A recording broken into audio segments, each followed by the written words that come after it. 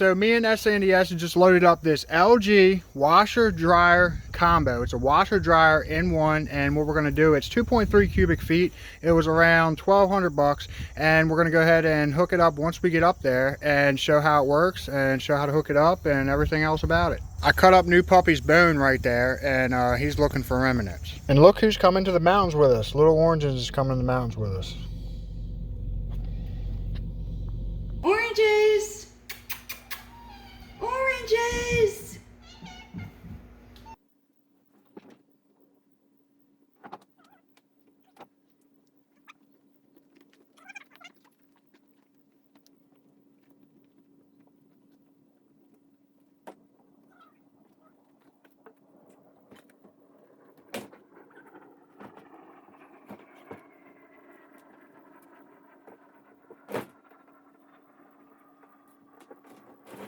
So, Little Oranges, you moved that washer dryer all by yourself. What do you think? What? Who moved the washer dryer all by herself? Little Oranges. Little kitten? Uh-huh. Didn't you? Yes. Alright, so we got it in here, and now all I gotta do is go ahead and hook it up. I'm just gonna hook up to cold water on it. I'm not gonna hook up to the hot yet. Maybe later down the line, but for right now I'm just gonna hook into cold. Alright, so SNDS is installing the smoke detector / carbon dioxide detector type deal. And I'm in here and I'm putting in this piping right here, this plumbing fixture, and I just went ahead and built this right here. And basically what it is this right here, and this is to hook up the washer dryer combo. This is for the water. It's just going to be cold water, but this is going to go right here. And basically on the right side, my right side over here, that's what's actually going to go to the washer dryer. And this left side, I just put it on there so that I can run plumbing to the kitchen later. So I just went ahead and put that little petcock on there just so it'll be easier later to go ahead and just hook that right in there. So that's where I am now. I'm just getting ready to go ahead and put this in here. Alright, so I got this all hooked up so far down here, and SNDS has explained what not to do. And why you should read instructions and stuff. And Well, because this says on right here. So I thought you were supposed to turn this on and push that in. And it turns out that just drains the battery so you can throw it away when it's at the end of its 10-year lifespan. So I've got everything all hooked up here. I'm getting ready to go ahead and try it out. And what I'm doing is, since I didn't hook up the rain barrels like correctly so that I could get the maximum water from the last downpours, we're low on freaking water, like altogether. Like in the rain barrels, they're like low. So what I'm doing here is I have a reserve of 55 gallons that I brought up quite some time ago, and I'm gonna have to use that to test out the washer and everything because we're low on water. And I got this drill pump right here. Just hooks into this drill like so. It goes into my 55 gallon reserve and works like that. Gotta take this water and just fill up this barrel manually that's in the bathroom right now. And eventually I'm gonna go ahead, probably this trip, I'm gonna go ahead and hook all the outside rain barrels into this barrel so that everything will just work without having to transfer any water by bucket or pumps or anything else like that. With a little bit of help from some clamps, I have made this much more automated and easier. See, it's got a clamp on there. I just turned this thing on for the first time. It's all hooked up, the drain and everything. Right now it's just thinking. It's just measuring the load and everything. And if you want it to dry, you got to make sure you hit this dry button right there. So yeah, I got it in here and I went ahead and put it to heavy duty and hit the dry button so it'll dry normal, and then press the start button. So we'll see how it goes. And it's going to take 3 hours and 48 minutes. There's a spin cycle. You can see the stuff just vibrating around on top of it. There's a little lip so it can't fall off. it's got a serious spin cycle. But yeah, I was kind of concerned about that. I thought I'd have to reinforce the floor a little bit, but I think it should be alright. Oh, this is escaping. So she's in the spin cycle, and she's been in it for quite a little while now. and it used about 15 gallons of water to wash. And I'm transferring the rest of the water from this barrel into the barrel that's in the bathroom in there, because I need this barrel to go ahead and hook up my what's going to be a pretty complicated freaking water collection system. But anyway, definitely I burnt up the freaking the drill pump. You know, I primed it and everything. I did everything the way you're supposed to. Just, I mean, this is way faster, and it's really easier. Just stick with your freaking regular old hand pump like I've been using. I talk about this thing in previous videos. And I mean, you know, if you're new to the channel or whatever, like I built the whole freaking house. Like if you check the playlist, it's at the end of this video, you'll see it. And that is pretty much this entire freaking build from the ground up. So I built the bases for these barrels, so these are level, and what I'm going to do is I'm going to actually bring both these barrels up just a teeny tiny bit, and I'll show you why here in a second. Because, okay, so I'm going to bring those barrels back there up just a teeny tiny bit, and I'm going to bring this barrel right here up just a teeny tiny bit, and I'm going to put the one that I'm pumping out of right now right there, and they're all going to be connected. And I built these bases so that everything can be leveled, so that everything is the exact same level as the one that is in the house. And then what I'm going to do over here is I'm going to go ahead and I'm going to put a hole in this one, so up here for overflow, and then it's going to have a hose connection on it, and then that's going to run to a pond. There's going to be some kind of a pond eventually. Here's just for now the drainage on the actual washer dryer right there, what I got going on here. I don't want to worry about the heat not being able to escape, so I just went ahead and let that open. I let it go right into this little turkey bucket thing right here, and then it goes into this drain pipe right there, and then the water will actually, you know, I want it to be able to breathe right there and not get mold up in there. So, you know, I just left it right open, so it goes right in here, and then it goes to this right here. And then what happens here is my gray water comes over here to my gray water spot, and this is temporary. You know, I'll make all this, you know, nice and what have you at a later point, but then, you know, it goes right there to the gray water spot. So it took a little while to cool down. It has a little thing on there, it says CD for cool down, and then once it cools down, it's done. And I mean, it used quite a bit of water, because it actually uses water while it's drying, but everything is dry. And I mean, that wasn't a real small load. That was all my clothes from last time I was up here, and I was up here for almost a week.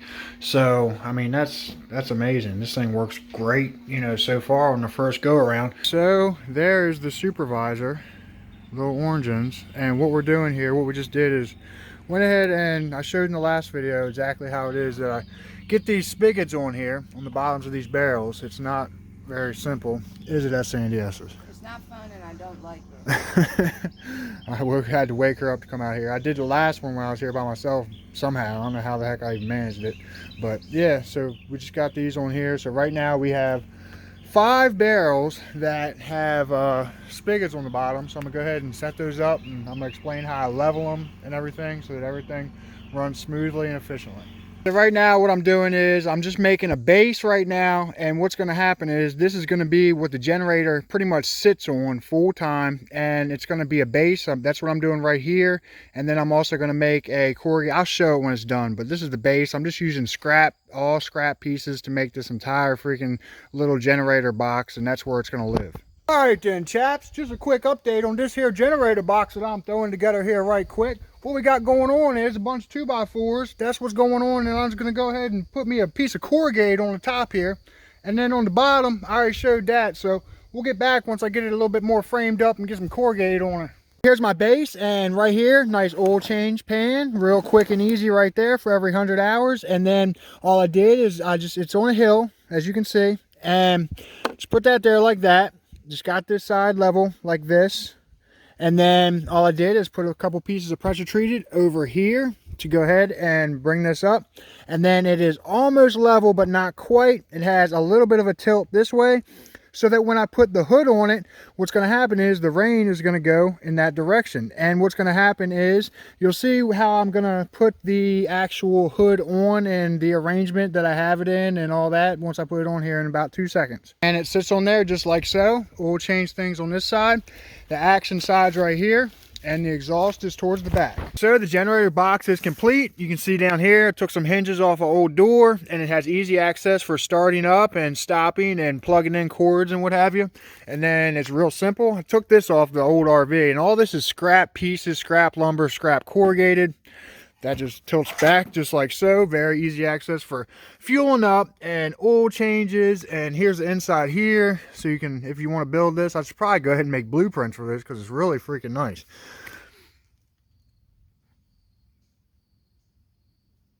Finally got a couple solar panels actually on the roof. I had to go ahead and buy 15-foot long cords right there that run from up here. I got to go ahead and wire all that correctly and stuff. Right now they're just kind of up here chilling and put them at the right angles and everything.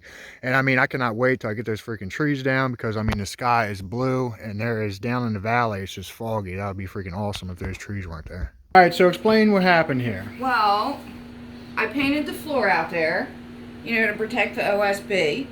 And I'm finished, and I'm sitting there, and I see the cat going around shaking her feet like this.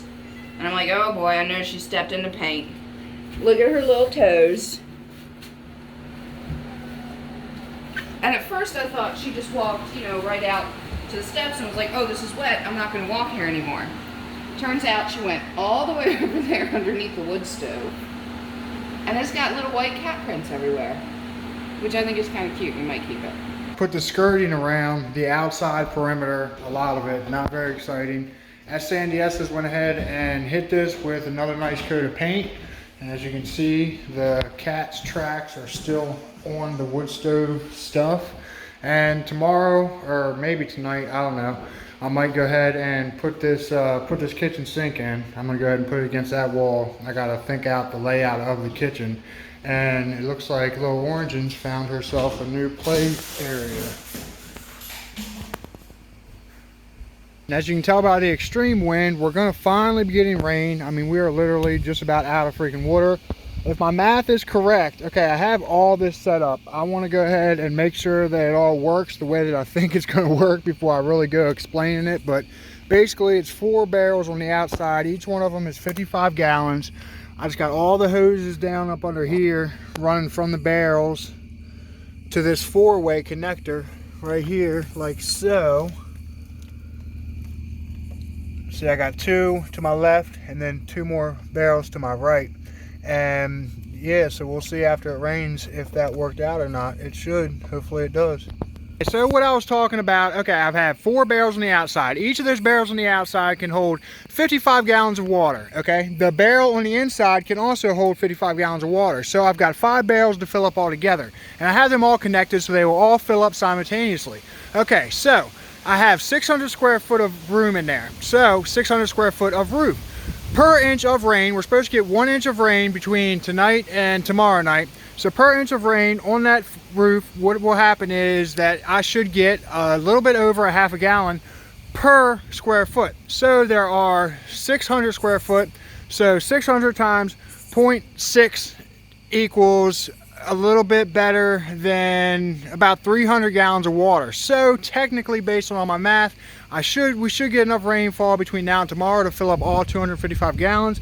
And then I also have the overflow in here, and I'll hook up a hose to that or something, and maybe even put like a little pond or something over there if I got time. But yeah, so it should fill up all these barrels if my math's right. So we are finally getting rain, and I'm testing out the rain collection system, and I have these 4 barrels out here all connected. And what happens is they all connect down here at this 4-way, and then they are all the same level, so they will all fill simultaneously. And there's the overflow right there, and then you can see in here that the water is coming in quite nicely. And then see that right there, that should get the most water in it, that barrel, because it's got both those gutters right there connecting to it. This one should get the second most, and then the one on the back, there's 2 on the back actually, should get the 3rd amount. And there's like an extra reservoir barrel type deal connected to the back one. Here's the 5th barrel. I got this light shine in here so I can keep an eye to make sure that it's coming up as the outside barrels are coming up, and they're all filling simultaneously, all 5 of them. So altogether I got 5 barrels, 4 outside and 1 inside, and they're all the same level, so they'll all fill simultaneously. And now we've got a pretty steady rain, so let's go ahead and check out the generator box. Got it rolling, and the rain's coming right off it. I'm gonna go ahead and put some rubber gaskets down here where that connects, because when I don't have a stick in there, it's a little bit louder. So put a little rubber, some rubber feet or something right there. And I'd also like to, it's probably not necessary, but put a little brace right there so it doesn't vibrate off. But let's go ahead and check her out, see if she's dry. Perfectly dry. All right, so at Sandy S's is making pancakes. Yep. Little Oranges is brown all about it. And since we got a rainy day in, I went ahead and put this clothesline up here just to save water and electricity. We'll go ahead and just use the wood stove, and it's just real simple. Just rope runs like that. Start there with a bowline knot, and boom, boom, boom, boom, boom, boom, and then tie it off there. I didn't have to cut the line or nothing. Just went ahead and hang the rope up at the end there, and she's ready to roll. I'm gonna go ahead and throw some clothes in the wash. And since we have lots of freaking rain now, what's going on with the rain situation is, okay, so since all these are synchronized as far as the water is concerned, and we have 4 barrels outside, so we have 5 times this amount of water. So that means we have a lot, 55 plus, I mean, you're talking, we're pushing 100 gallons of water altogether. And since, I mean, at least it seemed the first time that I dried clothes with this thing, it used quite a bit of freaking water. I don't know if it stores the water for drying, because it's a certain kind of process. It doesn't dry conventionally. Like, basically what it does is it goes ahead and it heats the drum up and then cools the drum, and what happens is that dries your clothes out. So, I mean, I'm not going to get into it too deep, but I did research the heck out of it. And we have the wood stove on, and we have the clothes hanging over top of the wood stove, and they're drying out right now. That should work really good. All right, it's been probably about 6 hours of pretty consistent rain, and this one here, it's overflowing right there. And then over here, we got our overflow thing rolling out. That's how much rain is going into there right now. So I'm gonna go ahead and go around back. So I mean, it's kind of looking like I'm gonna need more barrels. I mean, in less than 6 hours, I got over 275 gallons of water, pretty much. So these ones over here, so we are all done here, and what we're going to do is go ahead on the next trip, install the sink, the counters, the refrigerator, the oven, and all the kitchen appliances and kitchen stuff. So until next time. So, thank you for watching. Don't forget to like, comment, share, and subscribe.